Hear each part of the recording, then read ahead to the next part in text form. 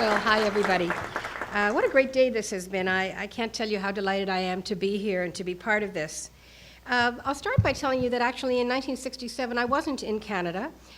So my memory of that wonderful year comes really from my conversations with family and friends who were here and in whose voices I could hear the animation and the excitement. And I have to tell you that the contrast for me was pretty striking because I actually lived in the United States at that time, and we all know what was going on there in 1967. But I can talk from real experience about what actually happened in Canada, or in part of what happened in Canada, at the turn of the new millennium. I don't know if any of you in the room actually remember a program called Our Millennium, a program in which millions, thousands and millions actually, of Canadians in small groups or large groups, kids in preschool and their great-grandparents, came together to give gifts to their local community as a way to celebrate this wonderful moment in our history, this turning to the new century. I have to go back to Peter Ackroyd's remarks of this morning, because in fact it was Peter who came to visit me one day and handed me the book, The Anniversary Compulsion, and said, "Let's do it.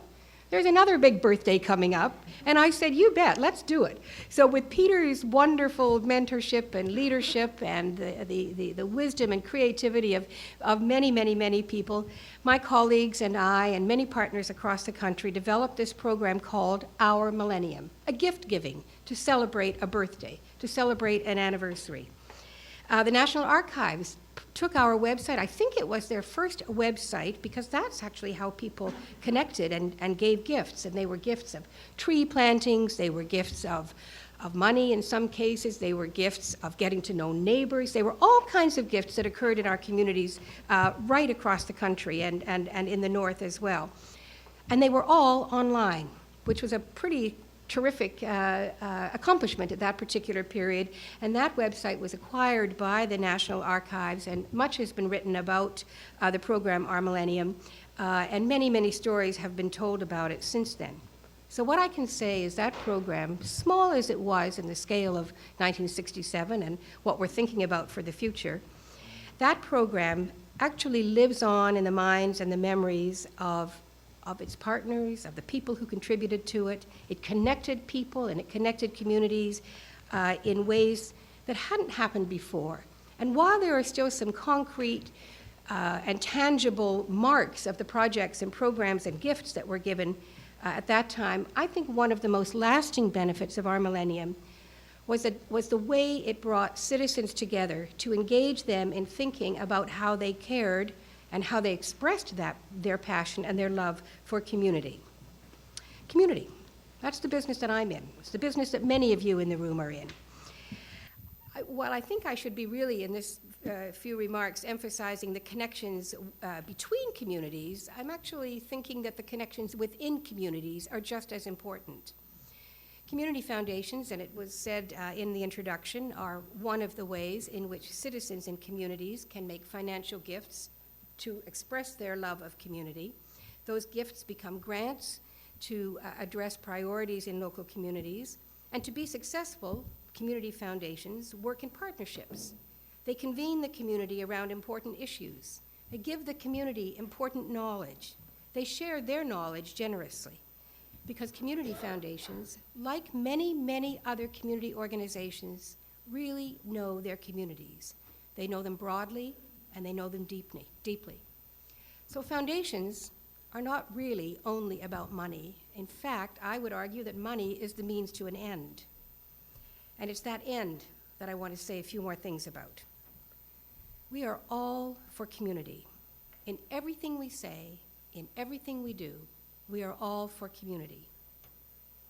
The kinds of communities that we're all about are vital and alive. They're places of equity and justice. They're forward-looking, inclusive, innovative, and collaborative. Now, when I think of those words and hear those words, lots of images come to mind. I think of the communities working together to tackle issues around the Lake Winnipeg watershed, for example, connected throughout that watershed, which is facing some critical challenges, connected with each other, with organizations, with researchers, with governments, with citizens.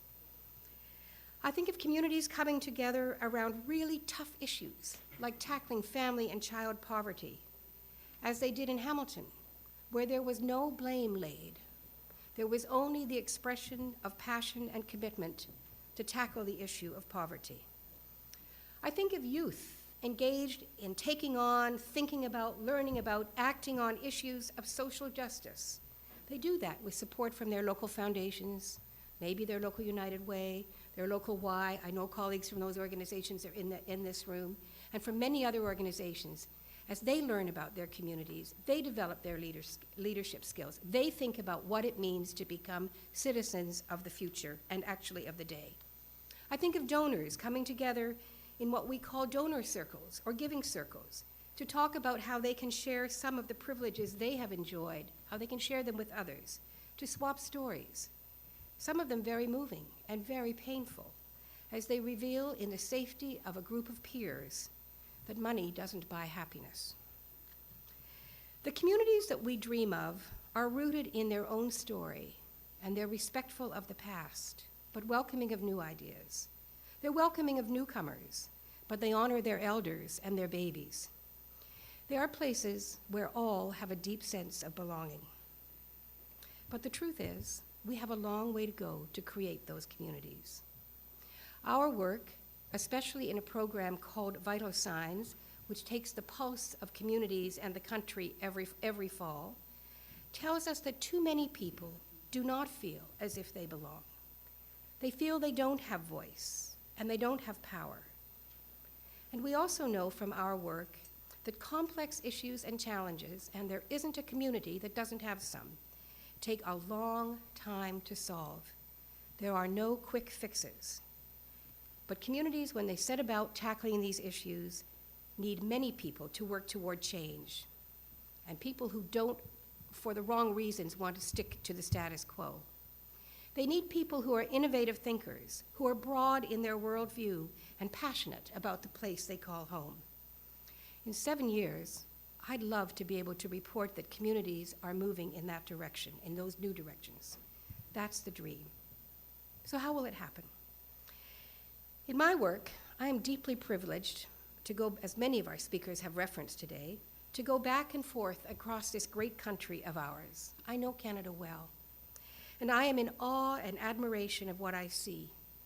But I'm also struck by how one community often has little sense of what another community is doing, that they're doing the same or nearly the same thing.